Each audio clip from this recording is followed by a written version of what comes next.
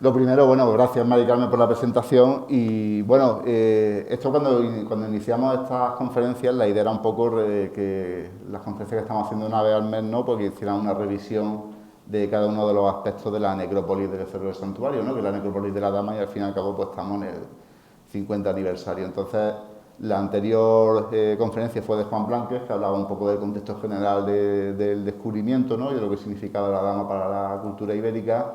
Y yo lo que voy a hacer hoy es intentar, ofreceros un panorama de lo que sabemos a nivel arquitectónico de la necrópolis de Cerro del Santuario, porque en las últimas intervenciones de la pasada década, pues digamos que los aspectos más importantes que hemos podido redefinir en la necrópolis, pues tienen relación con este aspecto, ¿no? En cómo eran las tumbas y cómo funcionaban estas. Bueno, la mayor parte sois de aquí, ¿no? Yo creo que no tenéis problema para identificar dónde está la necrópolis. A mí siempre me gusta traer esta imagen, ¿no? Que esta imagen es la hoya de la Vega de Baza, digamos, vista desde el norte, ¿no? Lo que tenéis aquí a la derecha el Cerro Jabalcón, y donde están las flechas pues son Cerro del Santuario y Cerro Cepero, ¿no? Que sería el hábitat, la ciudad que utilizaría este cementerio. Y alrededor digamos, de la zona arqueológica de Basti pues tenemos varios elementos curiosos, ¿no? Por un lado el salar que existiría en lo que actualmente hoy en día es digamos, el Pago de la Albarada, en la Vega de Baza, que sería más o menos desde el hospital hasta la carretera de Benamaurel, a la altura de la gasolinera de la BP, que es digamos, una zona que ha perdido ya el carácter endorreico, pero que sigue siendo una zona que se inunda con mucha facilidad y que probablemente fuera un salar antes de que todas esas tierras se pusieran en cultivo, ¿no? Un salar, todos lo conocéis, ¿no? Son estas lagunas estacionales que se secan en verano y dejan en su superficie una película de sal y que, digamos, es lo que les da el nombre, ¿no? Y el otro salar importante que conocemos en la Vega de Baza, pues está más al norte, es, digamos, la zona de Prado Morcillo, ¿no? Que es como se llama hoy en día este pago, y que antiguamente sabemos que ahí había dos topónimos muy antiguos, uno que era Laguna Grande, Laguna Chica. La Laguna Chica, que esta es la que ha aparecido en la última década, de forma intermitente en las temporadas de mayor lluvia, y la Laguna Grande, pues esa está completamente desaparecida y se encuentra hoy en día pues roturada, ¿no? Y digamos que los yacimientos que estáis viendo, esos puntitos negros que estáis viendo en el plano, pues son los lugares donde vivían los íberos más o menos entre el siglo V y el siglo II antes de Cristo, ¿no? Y donde se concentra la mayor parte del poblamiento, pues la vega del río Baza, los terrenos más llanos, más fácilmente irrigables, ¿no? Y que sería la zona de explotación agrícola directa de Basti, de Cerro Cepero.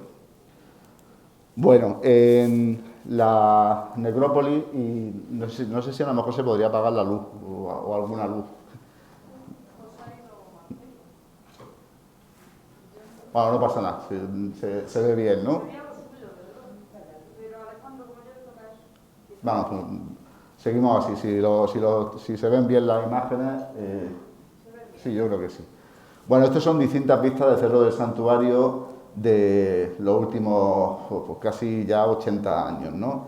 La de aquí arriba a la izquierda es 1945-46, el primer vuelo que hace el ejército americano en la península ibérica, ¿no? Y digamos que ahí estamos viendo ya la lenteja del Cerro del Santuario, pues prácticamente sin tocar y con la curiosidad de que no está ni siquiera cultivada, ¿no? Aparentemente no está roturado, ¿no? O sea que el cerro debió de estar durante muchísimo tiempo cubierto de esparto, de toda la vegetación, digamos, natural de la zona, hasta que en el tránsito de los años 40 años 50 se rotura, que es la imagen que estáis viendo abajo, y esta roturación, que sabemos que fue para plantar cebada, pues presenta esta curiosidad. ¿Veis esa línea ahí? Se ve el cursor, ¿verdad? Pues esa línea, digamos que son dos campos de cultivo diferentes y muy probablemente este campo de aquí, el más pequeño, lo arrasaron bastante cuando lo pusieron en cultivo, porque encontramos una diferencia en la necrópolis entre los dos lados de esa linde, ¿no?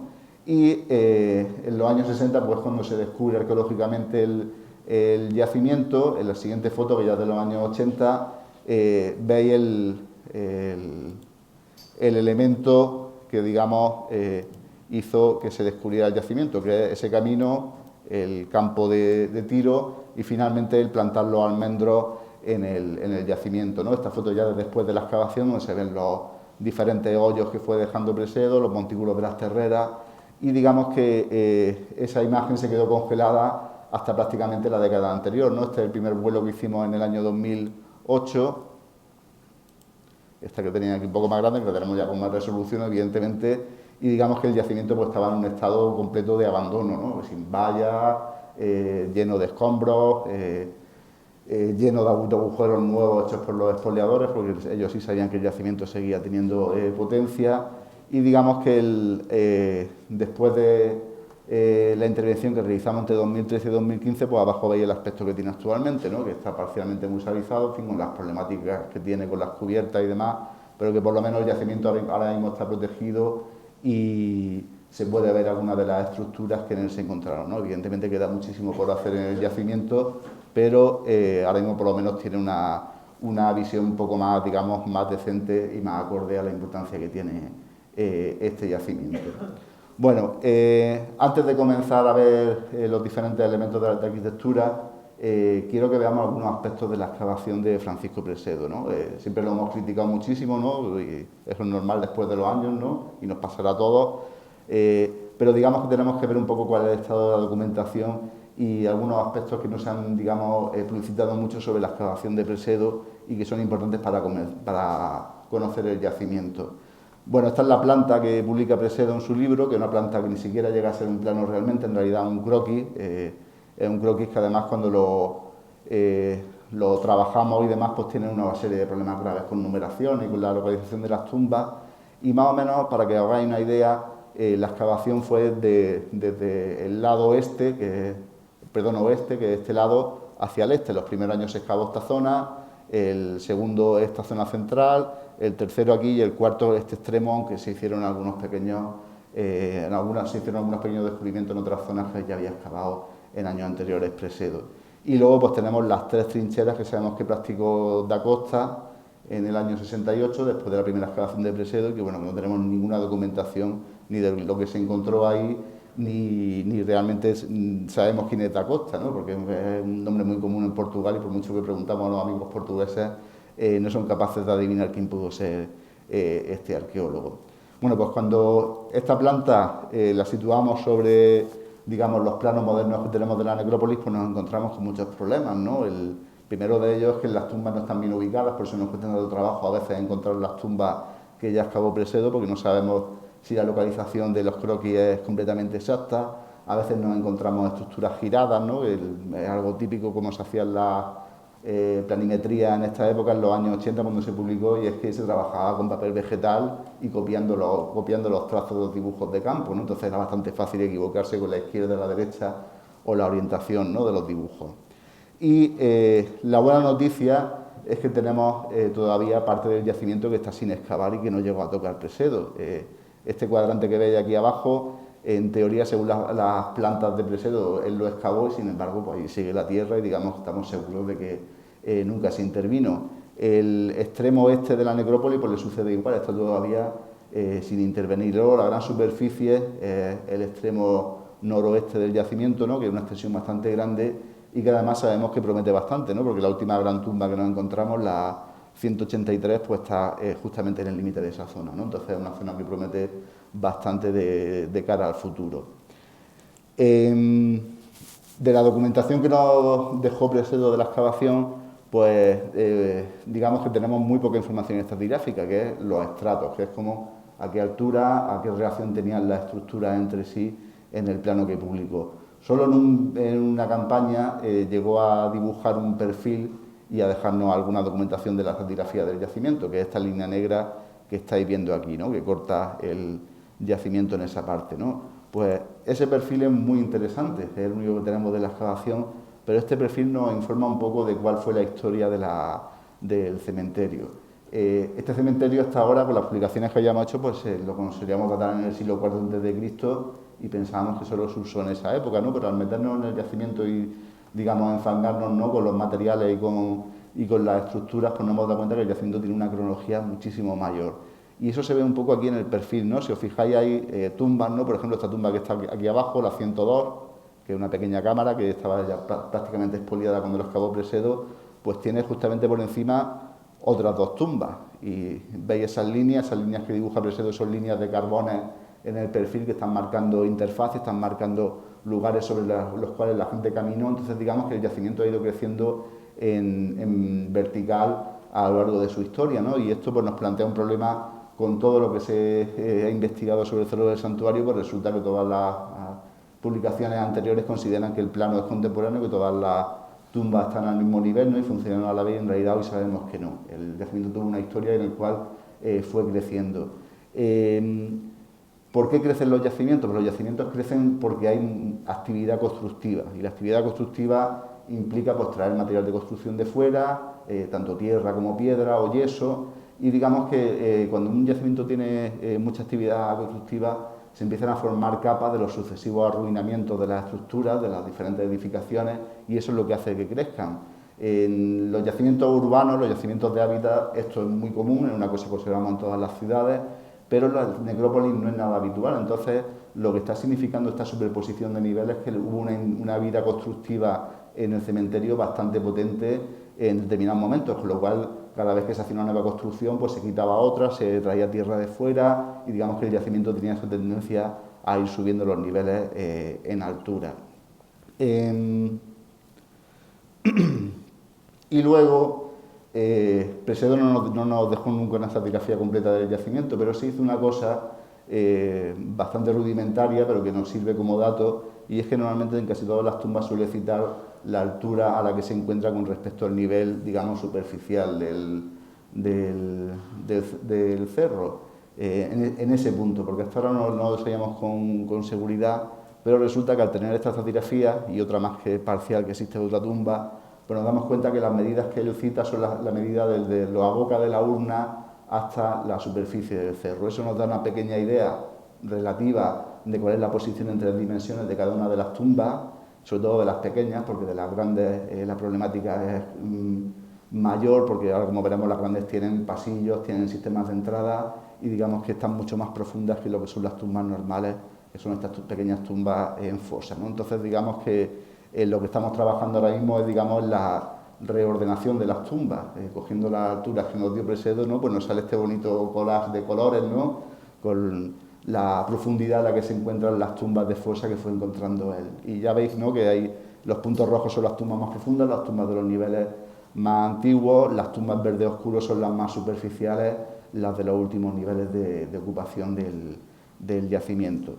En fin, esto es una propuesta en la que estamos trabajando desde hace algunos años, pero en fin, tenemos algunos problemas técnicos y uno de esos problemas es lo que he comentado antes, esa división que os he enseñado del año 50 del dividido en dos el cerro, pues resulta que a la derecha de esa línea las tumbas se comportan de una manera, a la izquierda se comportan de otra, entonces sospechamos que la parte derecha del cerro, la parte este, fue rebajada y rotulada mucho más profundamente que la parte oeste, lo cual nos ha hecho perder muchos datos en esa zona.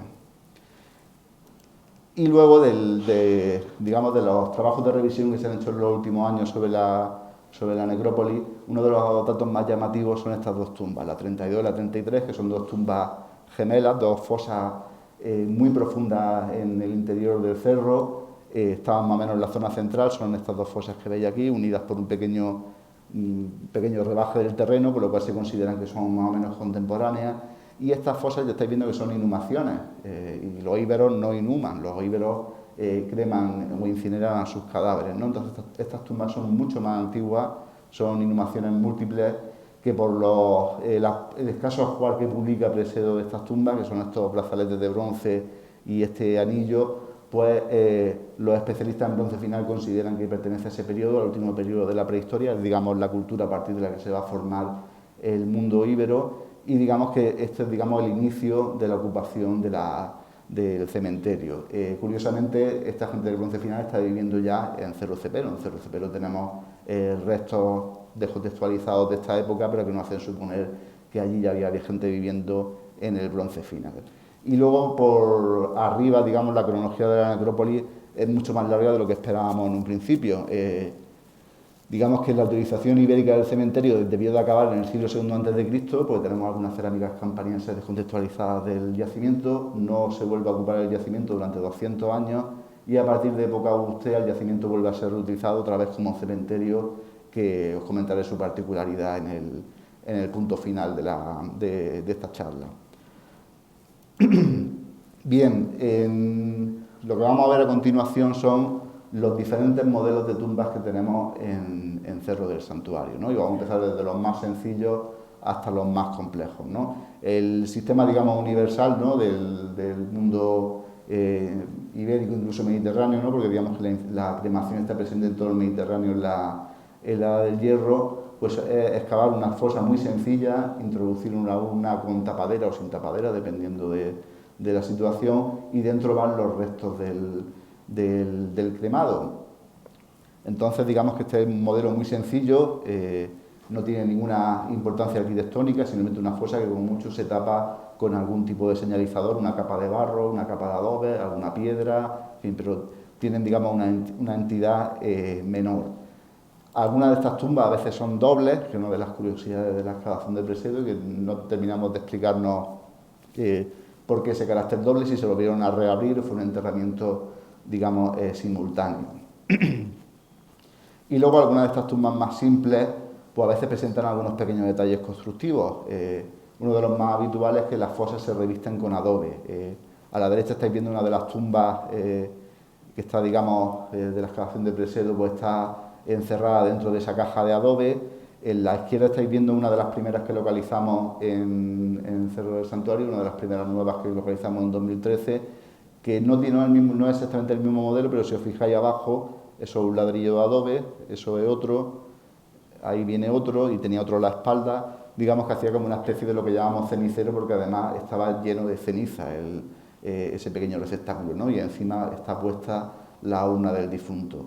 Esta en concreto, que se ve así, digamos, grandecilla, esta de la izquierda, en realidad de un niño, bueno, de un niño de 9 años.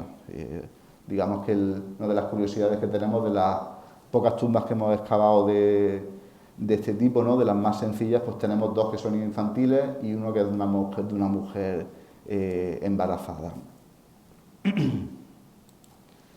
Bien, y algunas de estas tumbas sencillas de fosa, pues a veces llegan a complicarse un poco más, aunque siguen siendo tumbas de fosa de un solo uso, ¿no? Como esta que excavó Presedo, una de las primeras que excavó en la necrópolis, que estaba tapada por esta laja de piedra, ¿no?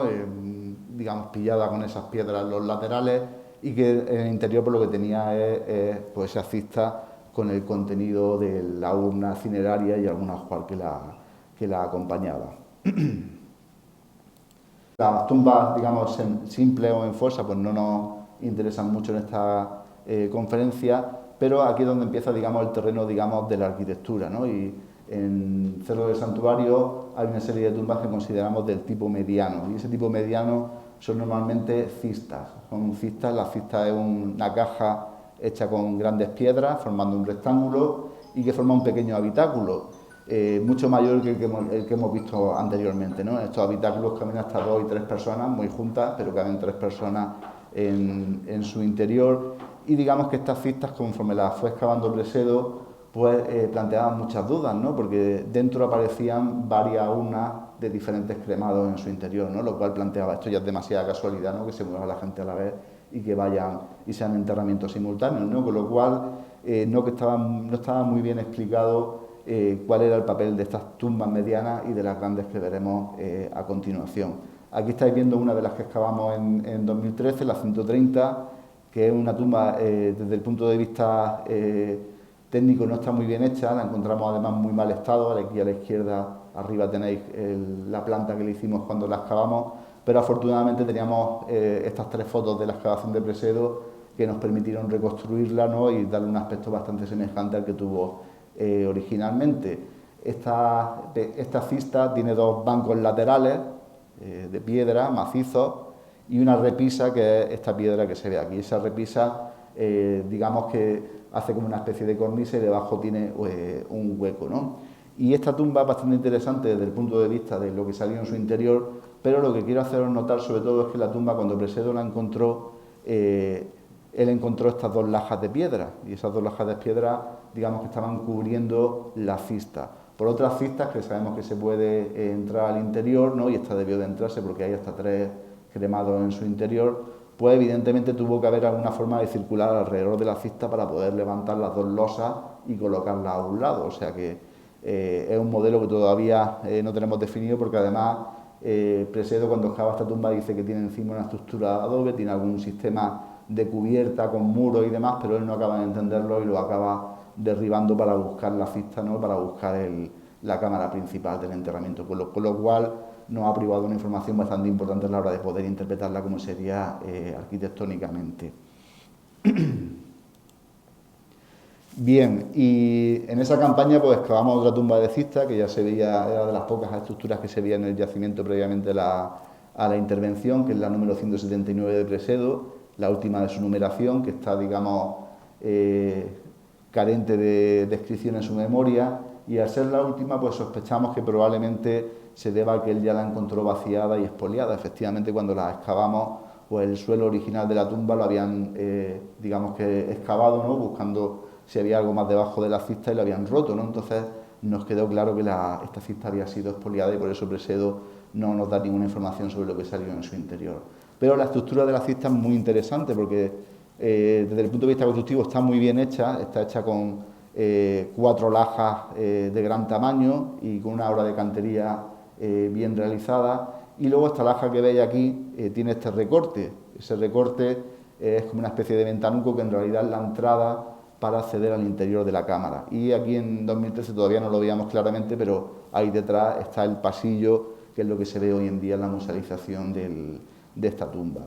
Esta cista además nos dio una serie de detalles bastante curiosos. El suelo de la tumba y las paredes estaban revestidas de yeso. Estos puntos blancos que veis aquí, esa rebaba con esa superficie, ese es el suelo original de la tumba, que era una capa de yeso, y esa capa de yeso sube por las paredes, y evidentemente si estás dando yeso es porque tu objetivo final es pintar la pared, porque no puedes pintar la pared directamente sobre piedra, porque la piedra te expulsa la pintura, ¿no? Entonces el que se esté revistiendo de yeso las paredes de la tumba necesariamente indica de que en estas tumbas se proyectaba algún tipo de decoración en las paredes, ¿no? Eso viene a significar también que estas tumbas medianas de tipo cista, pues evidentemente pues se entraba y se salía, se mantenían y tenían una cierta historia constructiva. Cuando en 2015 pues digamos hicimos la intervención para encerrar la tumba, ¿no? Y meterla dentro de esa caja de acero Corten, pues ampliamos la excavación y fue cuando realmente vimos la estructura final que tenía esta tumba, ¿no? Ese mancha roja el pasillo, ¿no? Que era el yeso pintado de rojo que te permitía entrar por ese ventanuco al interior de la cista. Ahí lo veis ya excavado, ¿no? Ese es el pasillo con sus paredes de yeso revocadas que se meten contra el perfil, ¿no? Que se nos quedaba fuera de la zona de intervención. Y digamos que este dato era muy importante porque nos venía a decir que las tumbas medianas debían de tener sus puertas y sus sistemas de acceso, su sistema de techo, porque evidentemente si se podía entrar es porque esto tenía un techo que lo resguardaba de la lluvia, ¿no? Y del sol y de la intemperie, y digamos que desde el punto de vista interpretativo de la necrópolis era bastante importante el localizar esto. Luego, además, existía una estructura previa destruida por esta cista, que es esa lise que os estoy dibujando, que si os fijáis ahí veis el suelo de la lise. El suelo de la lise es de yeso y en algún punto conservaba unas manchas de pintura roja, pero es imposible saber si era simplemente chorreo o era realmente decoración. Y esta estructura es bastante curiosa porque si os fijáis la cista se encaja justo en medio de ella, ¿no? Entonces para nosotros significa que probablemente los propietarios son los mismos. La misma gente que poseía la cista con pasillo, previamente tenían propiedad sobre este espacio y lo que hicieron fue anular esta estructura lística, que ahora vamos a verla un poco más en detalle. Esta estructura lística, cuando la excavamos, pues teníamos varias hipótesis sobre ella. En las necrópolis ibéricas, digamos que es donde se realiza la cremación de los cadáveres, ¿no? Sabemos que las piras se hacen allí y esas piras, como os podéis imaginar, para quemar un cadáver hace falta mucha leña, con su ajuar y demás, y luego va a ir todo dentro de una urna o del hueco de una estatua que es bastante pequeño, ¿no? Entonces te va a sobrar un montón de basura de la pira que necesariamente pues tiene restos humanos, tiene restos de los ajuares. Entonces los íberos lo que hacen es que estas piras las limpian periódicamente y esta basura que recogen de las piras, digamos que tienen cierto respeto por ellas. Excavan fosas en el yacimiento, se vierte este material allí y estas fosas cuando se acaban de llenar se tapan bien con barro, con piedras, con ladrillos de adobe, pero se les da un cierre final, digamos, para dejarlas herméticas y ocultar esos restos, digamos, para gestionar esos restos de las piras funerarias. Bueno, pues en un primer momento pensamos que podíamos estar ante esto. El problema es que cuando empezamos a excavarlo nos dimos cuenta que no existía ese sellado. Ahí estáis viendo el perfil, partimos por la mitad una de las hélices, ¿no?, para ver el perfil y si podíamos ver algún tipo de cierre o de cubierta sobre la misma, pero no existía ese cierre, ¿no? Entonces eso ya nos empezó a hacer sospechar que no estábamos ante una estructura de ese tipo. También barajamos en algún momento que el suelo de yeso que estábamos viendo en la lise pudiera ser un suelo de trabajo. Pensad que aquí tendría que haber un maestro yesero y el maestro yesero seguramente trabajaría los materiales dentro del propio cementerio, con lo cual tendría que haber lugares donde se amasara el yeso, donde se hicieran las mezclas, las pruebas y demás, y en algún momento pensamos también en esta posibilidad. Pero el caso es que cuando excavamos completamente la estructura, por uno de sus lados, sobre el suelo de yeso, pues nos apareció esta pieza, que es un pequeño pendiente de oro, de una factura increíble. No tenemos ningún otro parecido en el yacimiento, y tiene esa curiosidad tan tremenda, ¿no? Esta especie de enrejado que le veis en los laterales, eso es hilo de oro, es hilo de oro de un tamaño por debajo del milímetro, ¿no? O sea, que estamos hablando de unos joyeros, de unos trabajadores del metal, de una pericia tremenda para poder realizar esta pieza, ¿no? Bueno, pues esta pieza, en encontrárnosla allí, nos venía a decir que para nada esa estructura debía de ser una estructura utilitaria y que probablemente lo que estábamos viendo es una tumba antigua, de un tipo muy antiguo que todavía no conocemos bien arquitectónicamente y que fue destruida para construir la cista probablemente por los mismos propietarios, ¿no? Y eso, por eso probablemente la encontramos limpia, ¿no?, a excepción de esta pieza, ¿no?, porque probablemente los propietarios retiraron todas las piezas que eran importantes y las volvieron a depositar dentro de la cista que se construyeron en un segundo momento. Bien, ese digamos que es el tipo, digamos, pequeño, mediano de tumbas que tenemos en Cerro del Santuario, pero tenemos un tipo aún mayor, que son las tumbas de cámara o las tumbas de pozo, ¿no? Estas son auténticas habitaciones semisubterráneas que en un tamaño bastante grande y con unos ajuares espectaculares, ¿no? La Dama de Baza, por ejemplo, pertenece a este tipo y la veremos al final, ¿no? De estas tumbas de cámara de gran tamaño, la mayor de todas ellas está en la 176.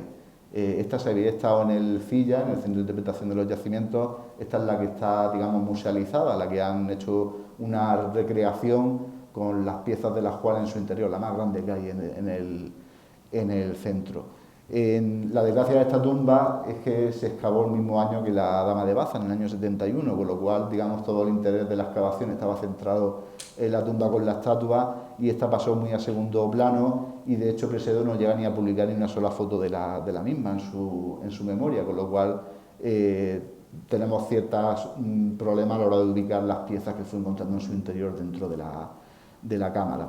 Bueno, cuando empezamos a intervenirla en 2013, que hicimos esta pequeña limpieza superficial para localizarla y hacernos una idea de dónde estaba con seguridad, pues nos dimos cuenta, ¿no?, que la tumba estaba formada por este muro de mampostería.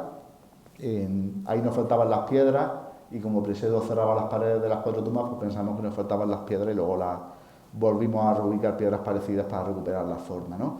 Y podéis ver que dentro de este cuadrado de la cámara hay un gran hoyo. Este hoyo, que además tiene esa pigmentación roja y negra, es porque ese hoyo ha sido sometido a un fuego. Y esto es muy habitual en tumbas ibéricas. Cuando se excava la fosa, a veces se les prende fuego para, digamos, purificar el espacio y luego ya depositar las ofrendas funerarias, ¿no?, y los propios difuntos. Pues en la foto, no sé si podéis verlo, pero veis que esta superficie de aquí de la tumba es blanca. Eso es un suelo de yeso que funciona con el muro de piedra y que es posterior a este agujero y a la actividad de quemado que se hizo sobre la superficie de la tumba, ¿no? Con lo cual la tumba tiene por lo menos 2 fases arquitectónicas en su interior, ¿no? Y además eso nos plantea si el material que Presedo dice que estaba dentro de la fosa, si no pertenece a un enterramiento más antiguo que a lo que había, digamos, situado encima del suelo de yeso blanco que estáis viendo, ¿no? Y luego estáis viendo que el quemado continúa también aquí, en el espacio donde nos faltan las piedras. Eso es porque las piedras se colocaron después del proceso de quemar la tumba, ¿no?, de quemar el suelo y las paredes de la tumba porque detrás de las piedras, que son estas que veis aquí, veis esa línea negra, más o menos ese cambio de coloración que tiene la tierra ahí, pues es una línea de combustión, que es la combustión de las paredes originales de la tumba cuando se le metió fuego.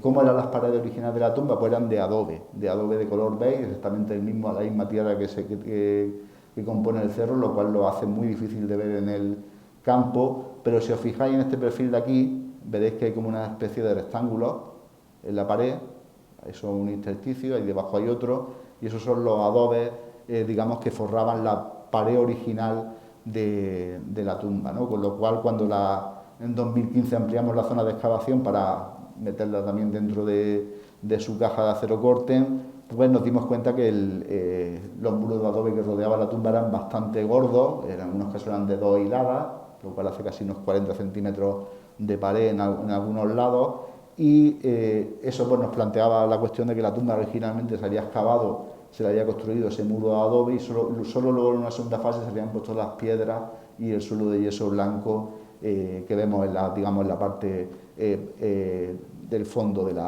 la cámara. Bien, ¿qué sucede con esta tumba? Porque esta tumba la tenemos arrasada prácticamente a la primera hilada de piedra que tuvo, entonces nos falta todo el alzado de las paredes. Y si os acordáis de la puerta que vimos en la tumba 179, en la cista, la puerta va como unos 50-60 centímetros por encima del suelo del fondo de la cámara, que es una característica que estamos viendo ahora en los accesos de las tumbas medianas y grandes de Cerro del Santuario, ¿no? Se deja un escalón para bajar al interior de la cámara, probablemente porque yo la única explicación que le encuentro coherente es que lo que se trata de impedir es que una persona sola entre dentro de una cámara. Una persona sola que se mete en la cámara de un salto, luego para salir lo tiene bastante complicado, tiene, no sé, por experiencia propia, o tiene algo para apoyarte y hacerte un escalón, o prácticamente tienes que trepar por las paredes, ¿no? Entonces probablemente esta era una forma de evitar de que hubiera visitantes individuales dentro de las cámaras, ¿no? Y probablemente la mejor forma de evitarte de que la gente te pudiera robar, ¿no? Para robar la tumba tenías que ir por lo menos 2 o 3 para ayudarte a sacar las cosas o meterlas según el caso, ¿no? Bueno, entonces, por desgracia para la tumba 176 no sabemos por qué lado se entraba al interior de la cámara. Y además tenemos la particularidad, ¿no?, de que los muros de adobe que rodean la tumba no tienen el mismo grosor en todas las paredes, ¿no? En la pared norte y oeste es de una sola hilada, sin embargo en la pared sur y este son de 2, incluso de 3 se nos quedó ya fuera de la intervención, ¿no? Con lo cual estos muros dobles tenían que ser muros que sobresalieran por encima del nivel de la tumba y que dieran el aspecto de una casa por fuera a estas estructuras. Bien, y para explicar cómo son las cámaras grandes, pues probablemente el mejor ejemplo que tenemos es la 183, que es la que excavamos en 2013, y una tumba de la que suelo hablar mucho en las visitas, ¿no? Y que, bueno, aquí vamos a ver algunas imágenes de cómo sería su arquitectura. Esta tumba de cámara tenía la particularidad de que estaba en un estado de conservación muy bueno, con lo cual nos permitió documentar cosas que no hemos visto en ninguna de las otras grandes cámaras del yacimiento. Para empezar, ¿qué estamos viendo? Pues estamos viendo ya en una fase avanzada de la excavación, estamos viendo la puerta, que es, digamos, este acceso es el pasillo para entrar al interior de la cámara. Ese es el tapiado que se le hizo en el último momento a la tumba, se la selló con una pared de adobe en la puerta y digamos que la tumba llegaría hasta ahí. Y eso que tenéis ahí delante es un banco corrido en ambos lados que, digamos, está adosado contra la tumba y que sirve para que la gente se siente al lado de la puerta. En este espacio que se nos queda aquí en primer plano, que sería, digamos, el vestíbulo, patio, porche, galería, un espacio, digamos, de presentación de la tumba para entrar a su interior, suponemos que debió de estar techado, porque el suelo que tiene, el suelo que se ve aquí por debajo del jalón, es un suelo que es una pequeña plancha de yeso pintada en rojo. Entonces suponemos que si llegaron a pintar el suelo es porque ese suelo no estaba expuesto a la intemperie, ¿no? Y esto es una cosa que solo sabremos en futuras excavaciones si se puede excavar todo ese espacio de este vestíbulo que da acceso a la tumba. Esta tumba además, le estáis viendo además un aspecto un poco amorfo por los lados, ¿no? Y además aquí está rota completamente por una fosa, ¿no? La tumba sigue en esa dirección, no sabemos por qué razón, y esa estructura escalonada que le estáis viendo en este lado, en realidad lo que responde es al último uso de la tumba. La tumba, cuando dejó de utilizarse como tal, se enterró, se llenó de escombros y se le construyó un túmulo, que es una estructura escalonada con adobes, para señalizar el espacio donde estaba esta cámara, ¿no? Entonces empezamos a ver que las tumbas tienen una cierta vida constructiva, ¿no? Se construyen, se utilizan durante un tiempo, se deforman y finalmente cuando pasan de moda o ya están llenas o no sabemos la razón, las tumbas se desmochan, se eliminan los elementos que sobresalen por encima del terreno y se les construye un túmulo que es realmente lo que la señaliza en última instancia, ¿no? Pero durante su vida útil, ¿no?, de utilización de estos panteones, de estas cámaras familiares, pues probablemente tenían el aspecto de una casa más que de un aspecto de una construcción subterránea. Bien, la tumba, digamos que al excavarla, ¿no?, pues pudimos definir la cámara inferior. La cámara inferior, como veis, está pues como casi 70-80 centímetros por encima del suelo, el último escalón, porque esta tumba tiene 2 escalones para bajar a su interior. Y esa cámara tenía algunas particularidades, ¿no? El suelo era una torta de yeso bastante gruesa, pintada en rojo, con esa forma que veis, haciendo como una especie de alfombra en el centro de la habitación, y tenía un pequeño banco, que es este rectángulo que estáis viendo aquí, que el banco no llega a ser un banco, en realidad es más un pequeño pollo de apenas 10-15 centímetros de altura, que nos sirve para sentarse con esa altura, y ese pequeño pollo está descentrado con respecto a lo que sería el eje axial de la cámara, está situado en un lado, pero no en una esquina, está colocado en un sitio muy concreto. Sé que en la tumba anterior los adobes no se veían, ¿no?, en la 176, entre otras cosas porque cuando la excavamos pues no quisimos ser muy agresivos con ellos, pero en este caso aquí ya teníamos la experiencia de la 176 y decidimos ser mucho más agresivos con los adobes, sobre todo por esta razón, para que se vean en las fotos, ¿no? Entonces, ¿qué estamos viendo aquí? Estamos viendo uno de los lados de la tumba de la 183, un sitio donde una fosa, que es ese cuadrado que veis ahí, es la punta del tornillo de las plantaciones de almendro, ¿no? Y lo hemos reconocido en varios sitios de yacimiento, son fosas cilíndricas que al final acaban en un pequeño hoyo que es la punta del tornillo, ¿no? Pues esta destrucción que hizo el intento de colocar un almendro en este punto, que rompió todo la pared del túmulo de la tumba, la pared de adobe, pues digamos nos permite ver cómo está construida.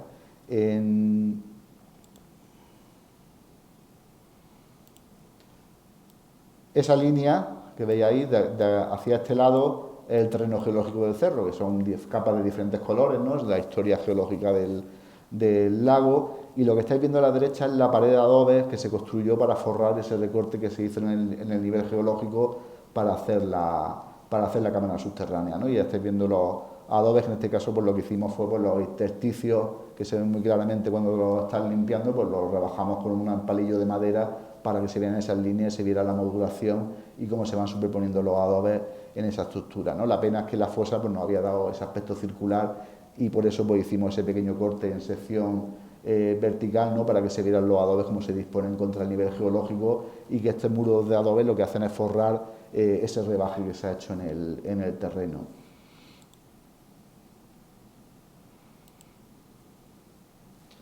Bien, y os he comentado que la mayor parte, bueno, que los adobes son de color beige, son de un color que se distingue muy difícilmente del terreno del resto del cerro del santuario, pero en algunos sitios especiales del yacimiento tenemos unos adobes de color diferente, que son adobes de color rojo, que están hechos con una arcilla muy diferente, que probablemente venga de la zona de la cola del pantano del Negratín, y esos adobes de color rojo se emplean en cosas especiales. Aquí en la tumba 183 el adobe de color rojo se empleó para hacer el tapiado final de la puerta de la tumba. Ese tapiado que hemos visto al principio, pues aquí en la foto no se aprecia demasiado bien, pero esas piezas de adobe que veis ahí son de un color rojo, chillón, muy llamativo, que era una de las cosas que lo primero nos llamó la atención de la tumba, ¿no? Veíamos los adobes rojos y estábamos todos ofuscados con los adobes, pero en realidad lo importante no eran los adobes rojos, sino todo lo que había alrededor, ¿no? Pero eso tardaba un tiempo en darte cuenta cuando excavas una cosa de la complejidad que tiene esta estructura.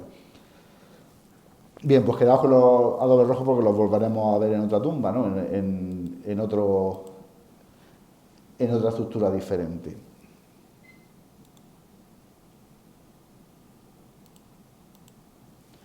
Bien, y de la tumba 183 también tenemos algunos detalles constructivos que son interesantes. El vestíbulo que os he enseñado antes, ¿no? Con esos dos bancos corridos muy rotos, muy estropeados, pero que tenía a los laterales, pues ese espacio tuvo una vida también bastante larga. Pero lo que estáis viendo aquí es un perfil de ese vestíbulo, lo que pudimos excavar. Entonces aquí abajo estáis viendo esta torta blanca, es el primer suelo que se le puso a este vestíbulo, un suelo bastante potente de yeso blanco, pero es que luego se le hicieron dos suelos más encima que funcionan con la tumba. El primero es el que veis aquí en el perfil, que continúa por aquí, aunque está muy roto, y digamos que el segundo que se ve aquí encima, que está casi encima del segundo, funciona con el banco de adobe que es de aquí hacia la izquierda, ¿no? Ahí veis los adobes que los marcamos un poquito para que se vieran. Pues digamos que esos dos bancos de adobe que tienen a la entrada de la tumba se las pusieron casi que en el último momento de su vida útil. Previamente esos bancos no existían unos suelos inferiores con los que funcionaba este espacio, ¿no? El que se estén reparando estos espacios, pues estos son reparaciones, reencalar, rehacer los suelos, añadir algún pequeño detalle. Lo que quiere decir es que las tumbas tuvieron un tiempo largo de uso y que las familias que las ocupaban se encargaban periódicamente de mantenerlas y de que estuvieran en condiciones, ¿no? Incluso que estuvieran pues, a la moda arquitectónica de lo que se estaba haciendo, lo que estaban haciendo las familias vecinas de la necrópolis. Bien, y ese es el pequeño pollo que os comentaba que estaba al interior de la cámara. Lo estamos viendo desde arriba. El pollo es un rectángulo de apenas 10 centímetros de altura que tiene esos dos brazos que suben por la pared de la tumba. Nuestra idea es que probablemente esos dos brazos lo que hacían era una especie de hornacina para colocar algún objeto especial en ese punto, ¿no? Con lo cual refuerza más aún el carácter simbólico de este pollo que no tiene ninguna funcionalidad estructural aparente, ¿no? Y que ni siquiera sirve para sentarse. Entonces pues, muy probablemente es porque estaba destinado a contener alguna pieza especial que hubiera en esta tumba. Como bien sabréis los que me hayáis escuchado alguna vez, pues la gran desgracia de esta tumba fue que fue saqueada por los propios íberos. No sabemos dónde estaba situado el ajuar original dentro de la cámara, ¿no? Y evidentemente nos faltan las piezas más importantes, ¿no? Las piezas más vistosas probablemente fueron robadas en su momento.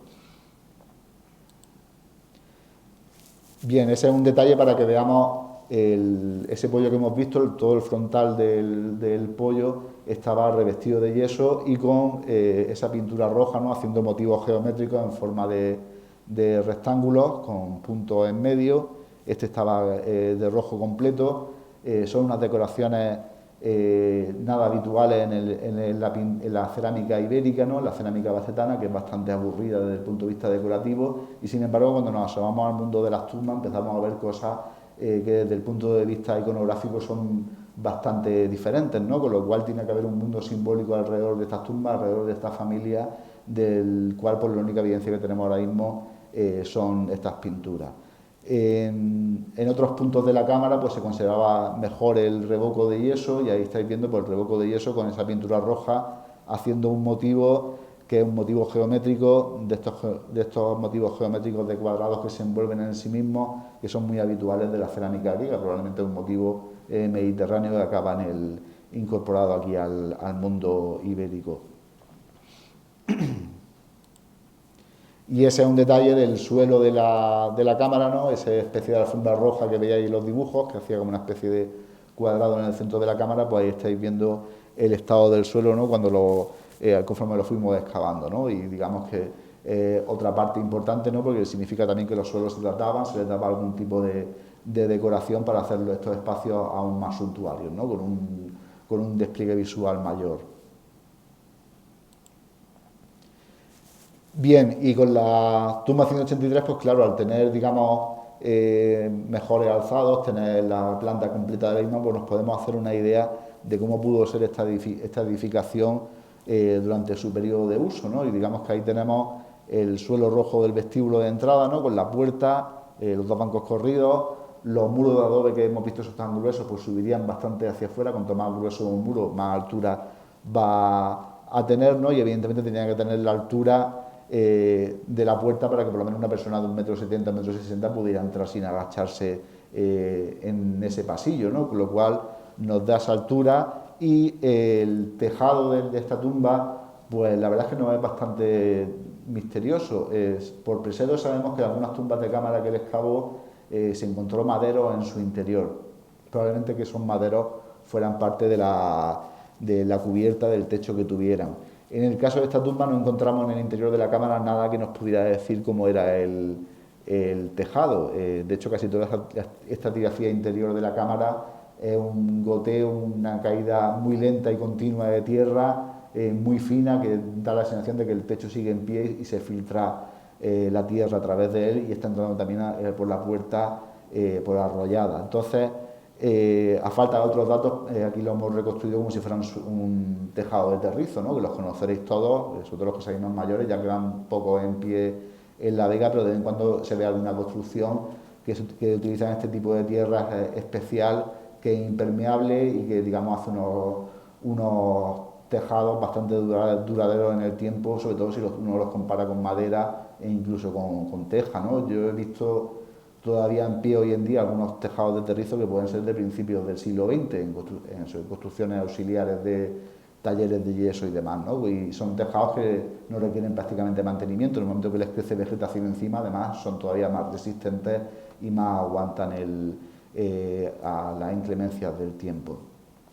Bueno, y ahí tenéis un poco la sección de la tumba, ¿no? Con esos escalones para bajar al interior y la disposición ideal que suponemos al ajuar que tuvo la tumba en su interior, ¿no? Tenemos algunos de los elementos que salieron que pudimos reconstruirnos y las ánforas simbólicas que tiene esta tumba pues estarían en la esquina, al igual que la tumba de la Dama de Baza o en la tumba que hemos visto, la tumba 176, pero bueno, es un poco una hipótesis de cómo podría repartirse ese ajuar.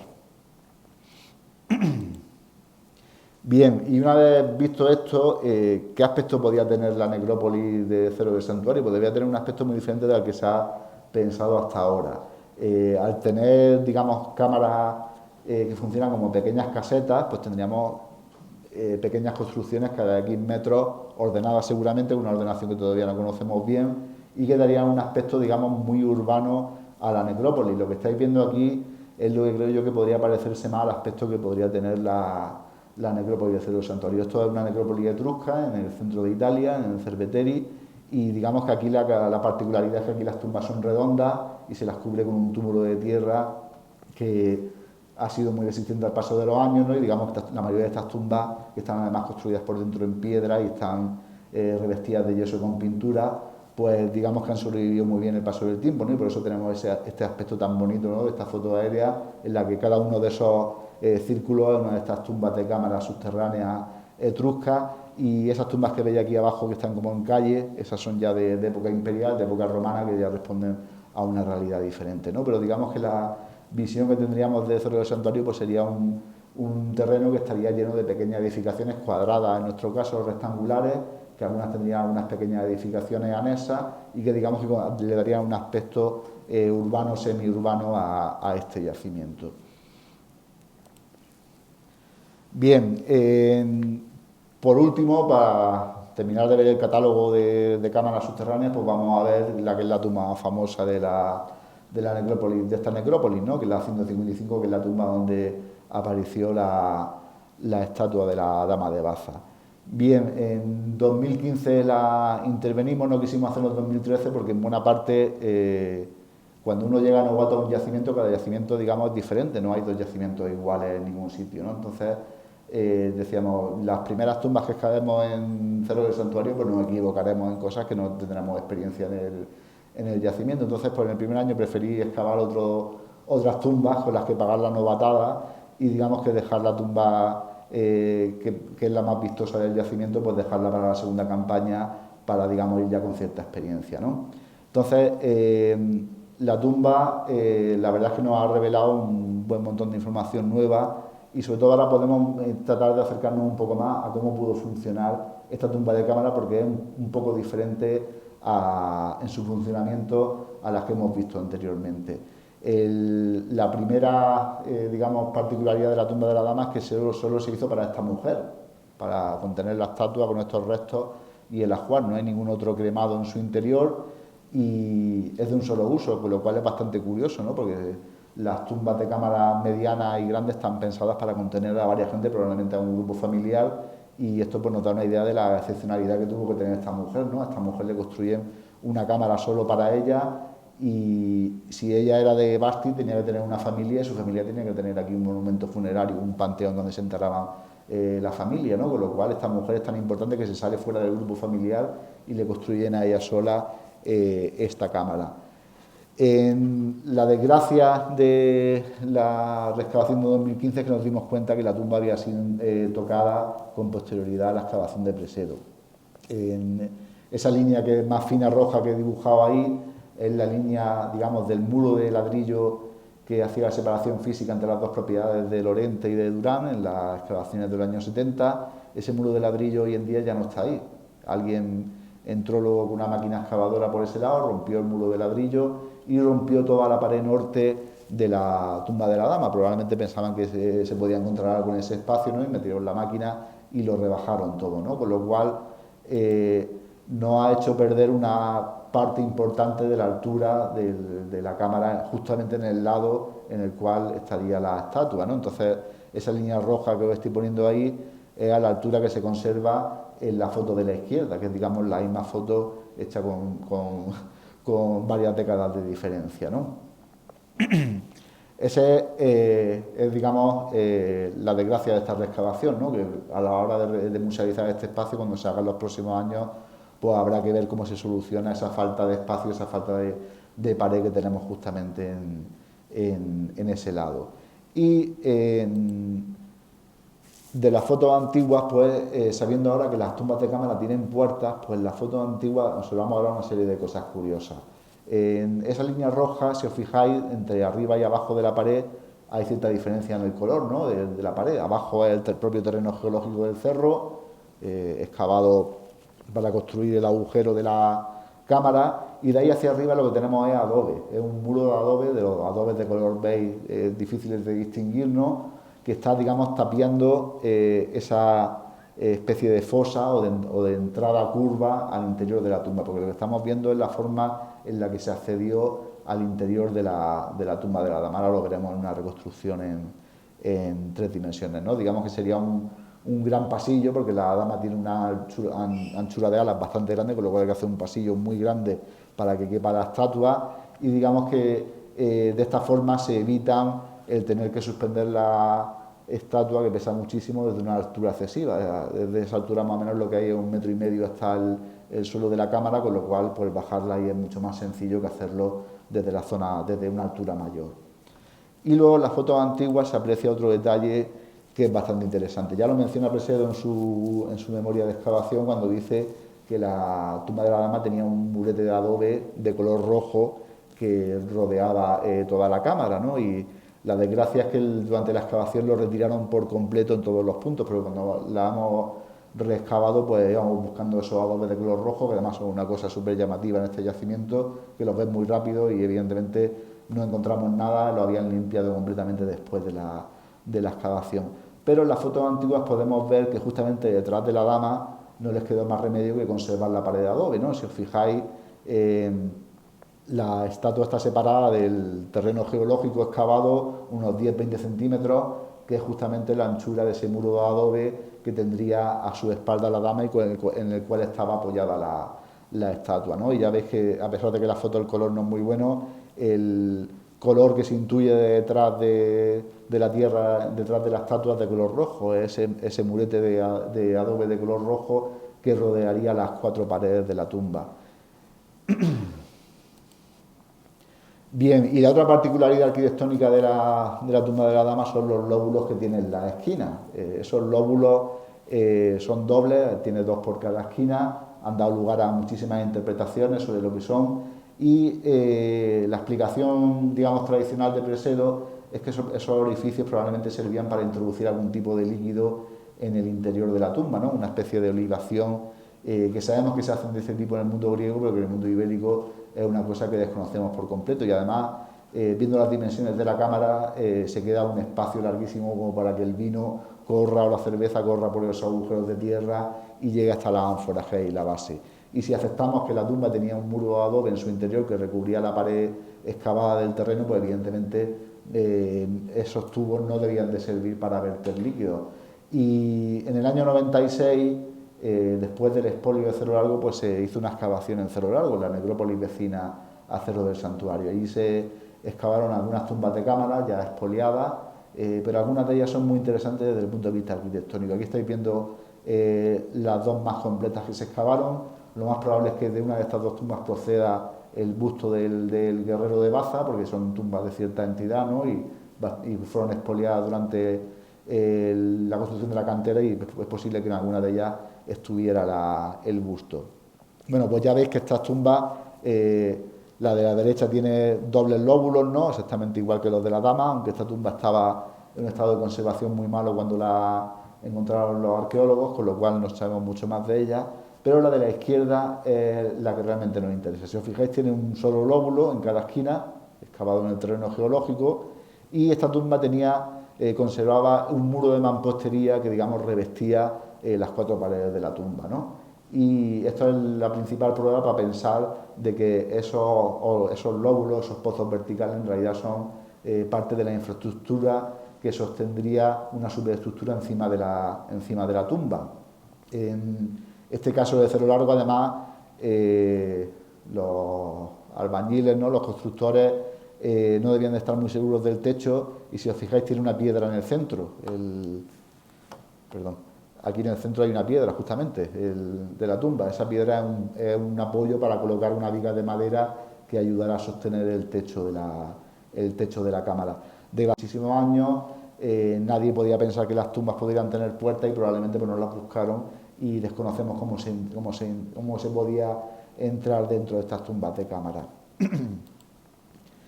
Bien, y en el caso de, viendo ya en detalle la tumba de la dama, pues tenemos esos cuatro lóbulos, más o menos profundos en las esquinas de la tumba, y ahí tenéis los detalles de cómo son más o menos, ¿no? Entonces, la hipótesis que barajamos ahora es que estos agujeros deberían de servir para meter una viga en vertical que, digamos, sostuviera algún tipo de entramado encima de la tumba, que sería más o menos la idea esa, ¿no? Este sería el pasillo para acceder a la tumba, que además la situación del propio pasillo nos dice que la tumba solo se usó una vez, porque una vez que se puso la estatua ya debía de ser bastante difícil entrar en la tumba, con lo cual lo que se hizo fue tapiarla, cerrarla y digamos, darle un solo uso, ¿no? Entonces, ¿para qué servirían esas vigas de madera? Pues esas vigas de madera sostendrían otras horizontales, ¿no? Que irían de lado a lado, y esas vigas de madera lo que harían sería la base para poder luego colocar una estructura de madera que le diera el cierre completo a la tumba. La cuestión es cuánto sobresaldría esto por encima del terreno, porque tenemos dos hipótesis con respecto a la tumba. Se introduce la estatua y se termina de tapiar el pasillo y se pone el tejado, o se metió la estatua dentro con el tejado ya puesto, porque las diferencias son bastante importantes. Si el tejado se puso en el último momento, probablemente el tejado se puso a nivel de suelo, y la tumba no se volvió a usar para entrar a su interior, pues se quedaría a esa altura. Pero si la estatua se metió con el tejado ya puesto, la entrada tenía que tener por lo menos 1,5 metros para que la estatua pudiera entrar, ¿no? Con lo cual la tumba sobresaldría mucho por encima del terreno natural, ¿no? Por encima del nivel de circulación que tuviera en su momento, y pues entonces tendría que tener un muro, algún tipo de estructura de madera, algo, digamos, que completara el alzado de la misma. Y el otro dato interesante de la reexcavación de la tumba 155 es que ahora sabemos que la tumba está rompiendo una serie de estructuras que había previas a su alrededor. La primera de ellas ya la excavó Presedo, que es este cuadrado ligeramente redondeado, que en realidad es una tumba que está construida sobre el terreno natural, rebajado haciendo una fosa en el terreno natural.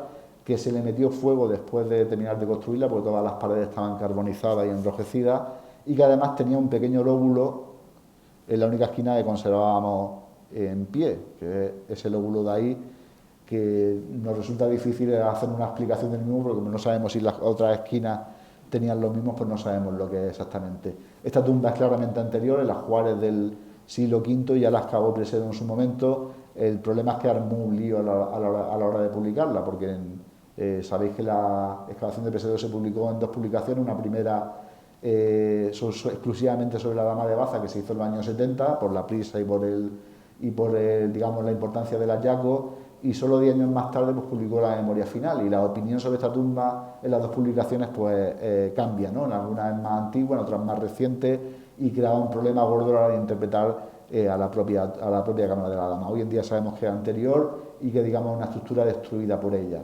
Y al otro lado, en el lado este, en 2015 pues localizamos esta estructura. Esta estructura es otra fosa excavada en el nivel geológico, pero en este caso esta fosa se revistió de barro amasado, que es esa pared que veis ahí, en ese lado. Ese barro amasado se hizo para digamos, cubrir la pared, y el barro amasado estaba carbonizado, bueno, carbonizado no, rubefactado en su superficie, porque esta fosa había servido como lugar para combustiones continuas durante muchísimo tiempo, ¿no? Todas las paredes y el suelo de la fosa estaban quemados, carbonizados, y cuando se dejó de usar se la amortizó, se la cubrió con todos estos adobes de color beige que hay encima de la misma, ¿no? Lo que os comentaba antes de estos espacios especiales en los cuales se amortizan, se sellan con material de construcción, ¿no? Para dejarlos, digamos,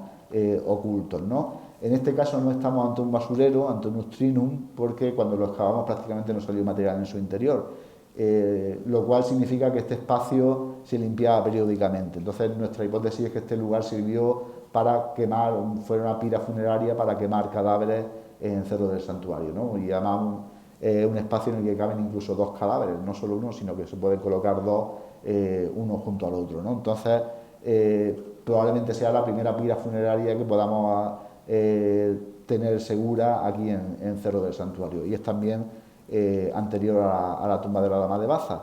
Además, imaginaros, estas dos estructuras se quedaron colgada en el perfil que se excavó para hacer el cubo de la cámara. Entonces evidentemente había que ponerle luego algún tipo de pared, porque si no esa pared se iba a estar desmoronando continuamente dentro de la cámara, ¿no? O sea, otra razón más para que toda la cámara estuviera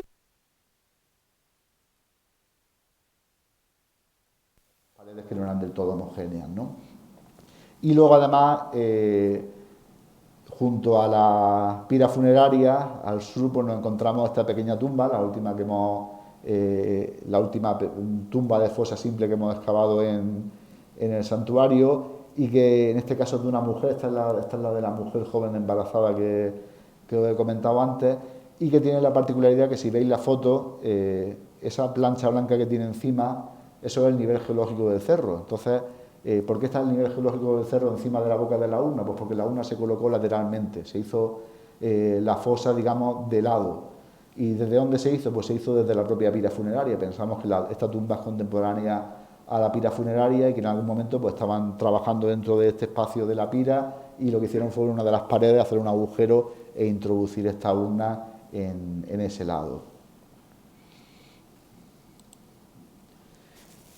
Y bueno, pues esa es la planta final del espacio, ¿no? Para que vierais un poco las dimensiones que tiene, ¿no?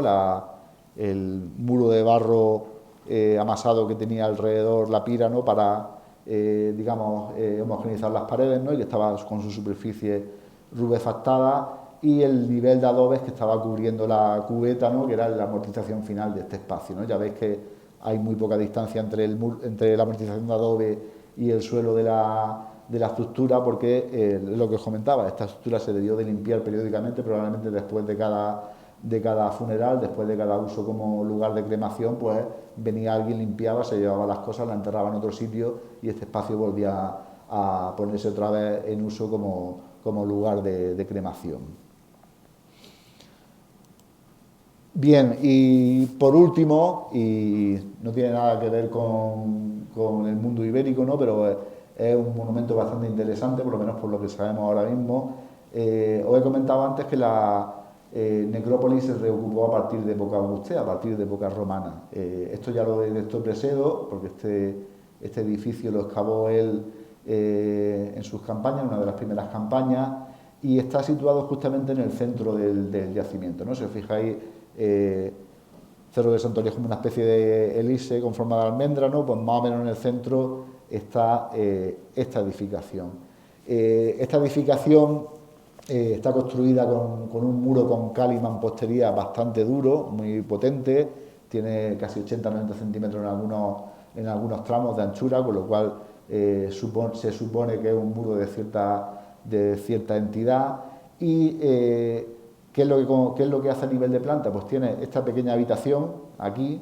Esta habitación estaba solada con un suelo de ladrillo a un nivel inferior, y tiene estos dos brazos que se abren hacia el este, hacia Cerro Cepero, que funcionan como un pórtico. Alrededor del edificio, pues bueno, documentamos una serie de estructuras en su mayoría de época ibérica, que eran tumbas que habían sido rotas por la tumba, que habían sido rotas por este edificio, o que se habían quedado muy cerca del mismo. Y en el transcurso de la reexcavación, pues detectamos una de las tumbas romanas que había encontrado Presedo dentro del edificio. Esa tumba romana es ese espacio que estáis viendo ahí, que lo vamos a ver aquí. Ese tabique de ladrillo, ese gran sillar de piedra lo utilizado ahí, y eso un suelo de cal en el cual estaba depositada una inhumación de época romana. No sabemos de qué época son exactamente estas inhumaciones, pero en la terrera del Cerro de Santuario, cuando la hemos cribado, hemos encontrado bastante cerámica romana desde el siglo I después de Cristo hasta el siglo V después. Entonces, estas tumbas probablemente se pueden enclavar dentro de ese periodo, ¿no? Y lo más interesante de esta tumba y de esta foto es que este gran sillar que veis aquí, que en principio nos parecía por una gran piedra, pero no le veíamos mayor importancia, pues cuando se nos ocurrió darle la vuelta, pues nos dimos cuenta que era una pieza arquitectónica, que es esta que estáis viendo aquí en la parte izquierda. Es una pilastra, es una pieza esquinera de sillería con marcas de grapa de plomo, o sea que iba unido con otros sillares mediante grapa de plomo, y que cuando nos dimos cuenta de ello, pues empezamos a pensar, ¿qué es esta construcción que estamos viendo? Esta construcción que estamos viendo en realidad no son muros de alzado. Este edificio es un zócalo para sostener una obra de sillería encima. Y además, curiosamente, ese año estábamos excavando en Cerro Cepero lo que coloquialmente llamamos el templo, ¿no?, donde habíamos encontrado la cimentación de este edificio. Este edificio está hecho con sillares, que son estas piedras que veis aquí grandes. Pues estos sillares están apoyados en un zócalo de mampostería con cal mucho más ancho y que sirve de soporte para que los sillares no se deformen con la presión que van a tener del peso, ¿no? Entonces, de ahí surgió la idea de que lo que estábamos viendo era el cimiento de un edificio de sillería de gran porte, ¿no? Además de esta pieza arquitectónica que encontramos en la excavación, pues mirando los fondos del museo, pues nos dimos cuenta que aquí en el museo había expuestas otras dos piezas de sillería, que son las que estáis viendo aquí a la izquierda, que pegaban la una con la otra, que también tienen las marcas de la grapa de plomo y que sabemos que son donación de la familia Lorente, no, de Lorente no, en fin, vaya, perdóname, no me acuerdo del apellido de la familia que lo donó, pero sabemos que vienen de Cerro del Santuario. Entonces, digamos que empezábamos a juntar piezas, ¿no? Decíamos, pues ya tenemos dos piezas del monumento, y de esas piezas del monumento, lo más interesante, veis estos rombos aquí. Estos rombos es una decoración, y resulta que es una decoración que se suele denominar de celosía, porque lo que está imitando son celosías de madera que había en los edificios romanos. Entonces, es un motivo decorativo que se vuelve muy habitual en el mundo romano y que sabemos que se pone de moda a partir de época augustea. Esa es la razón por la que pensamos que el edificio pertenece a ese momento, ¿no?, en torno al año entre el 0 y el 25 después de Cristo, ¿no? Y además, revisando la excavación de Presedo, pues de repente nos dimos cuenta que había otra pieza de sillería que la había localizado. La había localizado unos metros al norte del edificio. Él la había interpretado como una pieza ibérica, En el fondo podría serlo porque lo que es una cornisa de gola la estamos viendo justamente al revés de la posición arquitectónica que tendría, pero sabemos que las cornisas de gola se siguen empleando luego en el mundo romano, sobre todo en las zonas donde hay mucha influencia púnica, ¿no? Porque es un tipo de cornisa que se utiliza sobre todo en la arquitectura del mundo púnico. Esta cornisa salió descontextualizada, estaba, digamos, en los niveles superficiales del cerro y no sabemos dónde está, no está en el Museo Arqueológico de Madrid, no está en Barcelona. Viendo lo grande que es, lo más normal es que se quedara aquí en Baza, si no en el yacimiento, en casa de alguien es bastante posible que esté, ¿no? Porque es una pieza que para transportarla pues necesita al final un camión, ¿no? Entonces, pues digamos, debe estar cerca del yacimiento. Bueno, pues con estos tres elementos publicamos una interpretación de cómo podría ser la construcción de este monumento romano. Resultaba que las dos pilastras que teníamos tenían dos juegos de anchuras diferentes. Los que conozcáis un poco la arquitectura romana, la anchura de la columna, según el orden en el que esté construido ese edificio, se regula todo a partir de esa anchura. Todas las alturas, además, están relacionadas con esa anchura de la columna, ¿no? Entonces, al tener las pilastras, digamos que podíamos saber la altura que podían tener los órdenes y hacernos una idea de la altura del edificio, ¿no? Evidentemente, si teníamos dos anchuras de pilastras porque había dos cuerpos constructivos en el edificio, que son los dos cuerpos que estáis viendo, y el remate de ese tipo de monumentos, que se llaman monumentos turriformes romanos, que hay muchísimos en todo el Imperio Romano, que son originarios del norte de África, pues en los pocos sitios donde se ha conservado el remate suele ser triangular, ¿no? En forma de pirámide, con esa forma que estáis viendo ahí. Y el monumento tendría en su interior una habitación semisubterránea con ese suelo de ladrillo, probablemente en las paredes habría hornacinas, que es donde estarían colocadas las urnas de los primeros constructores de este monumento, y digamos que es bastante interesante porque evidentemente este monumento lo ha pagado una de las familias más importantes de la Basti romana. ¿Y qué sucede con estas familias importantes? Porque son familias muy extensas y con un papel político y social muy grande. Entonces, esclavos, libertos, la familia extensa, toda esa gente se empieza a enterrar alrededor del monumento funerario. Probablemente el monumento funerario solo se enterraran los que pertenecían directamente a la guerra, los miembros legítimos, y todas las tumbas de inhumación que vemos alrededor del monumento, pues serían, digamos, todas esas familias que estarían, perdón, todos esos individuos ligados a esta familia que se acaban enterrando en el mismo cementerio. En cualquier caso es curioso porque en Basti tenemos la otra necrópolis, Cerro Largo. Cerro Largo tiene una historia cronológica aún más larga que Cerro del Santuario. Sabemos que llega hasta época romana y siempre hemos pensado que es la necrópolis romana principal de la ciudad, y sin embargo esta familia, en vez de irse a Cerro Largo, pues se construye el monumento funerario aquí en este lugar. Y conociendo como conocemos la legislación de tierras de época romana, los cementerios están muy reglados. Entonces este cementerio tuvo que ser un cementerio privado comprado por esta familia. Probablemente la familia compró todo el cerro y lo convirtió en su lugar de enterramiento, ¿no? Y este cementerio, pues en el siglo V después de Cristo, deja de utilizarse porque dejamos de ver cerámica romana a partir de esa fecha, y probablemente es el momento en el que el yacimiento pues acaba la última ocupación que conocemos ahora mismo.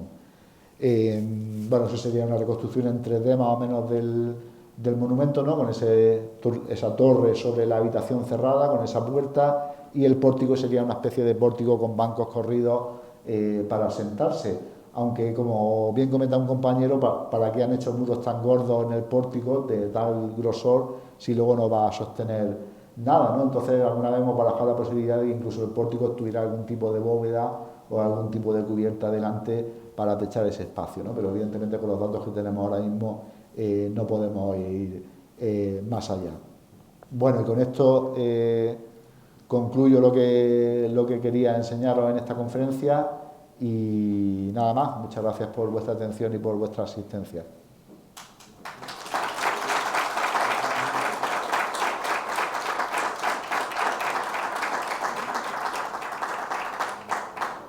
Gracias. Si alguien tiene alguna pregunta o alguna cosa que se le haya quedado la duda, pues es el momento. Si no, pues... Bueno, yo tengo una curiosidad. Sí. ¿Por qué la dama se enterró ahí, en el mismo espacio? enterramiento, cuando se supone que si es una diosa o lo que fuera, esa mujer, digo yo, que tendría que tener un sitio privilegiado. Sí, Y pues, se aprovechó el espacio donde estaban los demás, no sé, sí. esa cosa que me ha sorprendido bastante. Sí, es curioso, pero no es la única superposición que tenemos en el yacimiento. O sea, que el yacimiento, cuando se va a enterrar esta mujer, ya debe estar lleno de cosas. Y me imagino que pasaría como en todos los cementerios, que yo estaría parcelado y habría zonas que serían de una familia y de otra. En el caso de la tumba de la dama, la problemática es cómo meter la estatua dentro de esa cámara, que es por lo que os he enseñado la rampa. Esa rampa va en dirección hacia afuera del cerro, hacia la ladera. Entonces, probablemente lo que estaban buscando era un lugar lateral de los laterales del cerro para que esa rampa viniera casi al nivel del suelo de la tierra agrícola de alrededor y no tuvieras que subir la estatua a lo alto del cerro, ¿no? Para meterla dentro de la tumba.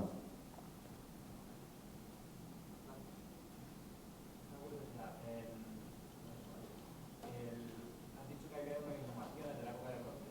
Sí. Inhumaciones, no cremaciones. ¿Esa época argánica? Eso es justo después de los argáricos.